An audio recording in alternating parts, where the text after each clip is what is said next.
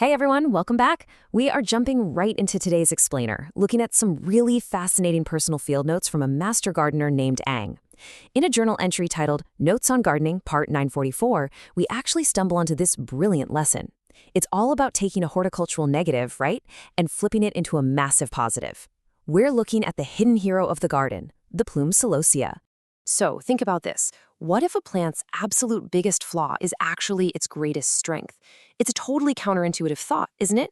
I mean, usually when a plant in our garden is constantly swarmed by bugs or just grows in this awkward, unruly way, we yank it out. We call it a failure or a weed, and we move on. But as you'll see today, we're going to explore how those exact so-called flaws can be strategically harnessed.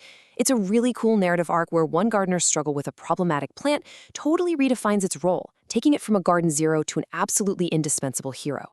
Okay, let's dive into this with part 1, the gardening experiment. According to Ang's diary entry, the Plume Celosia, also known as Celosia-argentea, wasn't just planted to look pretty. Ang actually used this specific species as a highly utilitarian tool. It was a primary go-to plant for gardening experiments. It was perfect for honing cultivation skills, and this is super fascinating, for evaluating different microclimates. See, because it's so incredibly responsive, it acts almost like a living environmental sensor. It shows the gardener exactly how different light, moisture, or soil conditions are affecting specific spots in the yard. Basically, it was a botanical practice dummy.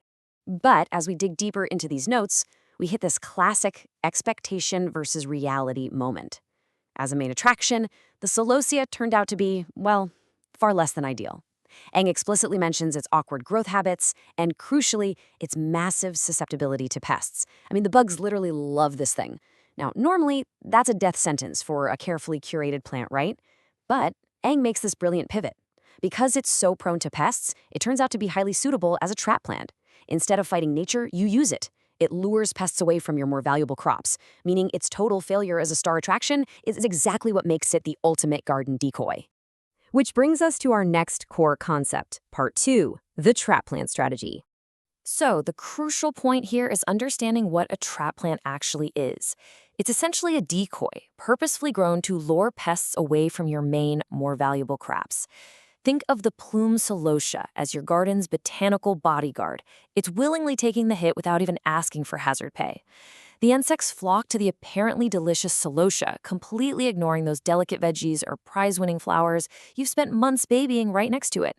It's just a remarkably effective ecological strategy happening right there in the dirt. And that leads us to a really powerful realization. A plant's biggest weakness might just be your garden's greatest asset. I want you to actively think about your own gardening struggles for a second. We've all got those notorious pest magnets in our backyards, right?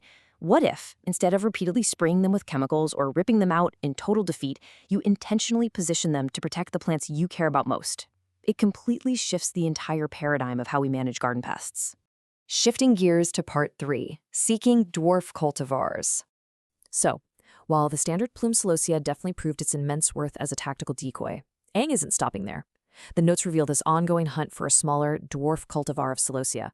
Why? Well, Ang is looking for something far better suited as a ground cover. The goal is to create this low-lying, pest-absorbing carpet woven throughout the garden ecosystem. It really highlights how a master gardener is literally always iterating, always looking to fine-tune a plant's physical role to perfectly fit the environment's specific needs. Let's move to our final section and see how this builds: sourcing and harvesting seeds. Ang's notes outline some really practical, immediate steps being taken right now to maintain this crucial line of defense. First up, you just keep the 2 current plants growing. Simple enough. Second, you practice a little patience and wait for the dormant seeds already in the soil to naturally sprout. And third, you harvest seeds directly from the spent flowers for future propagation. Even if the current plant isn't that perfect dwarf ground cover quite yet, banking these seeds ensures this whole trap plant strategy can confidently continue into future growing seasons. Now, what's really interesting here is the incredibly vivid imagery Ang uses to describe the anticipation of getting new live specimens.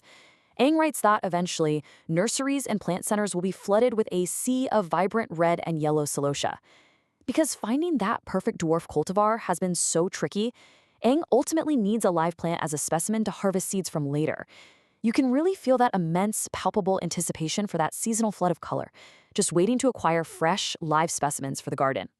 And this brilliantly illustrates a complete chronological life cycle plan for this strategy. Look at the timeline. Right now, in the present, the goal is survival. Just keep the current plants growing. In the near future, the focus shifts to preservation, meaning harvesting seeds from those spent flowers. And then, looking further ahead to the lunar Chinese New Year, the strategy pivots to acquisition, buying new live specimens from those flooded nurseries. It's this perpetual, carefully calculated cycle dedicated entirely to sourcing and maintaining this one vital, imperfect plant. Which leaves us with a final, provocative thought to chew on. What imperfect plant could be the secret bodyguard of your garden? Next time you're out in the yard looking at a plant that seems to be failing, or growing awkwardly, or attracting every single bug in the neighborhood, remember the Plume Celosia. Try viewing your garden not just as a collection of individual pretty flowers, but as a dynamic, deeply interconnected, tactical ecosystem. Thanks for joining me on this explainer.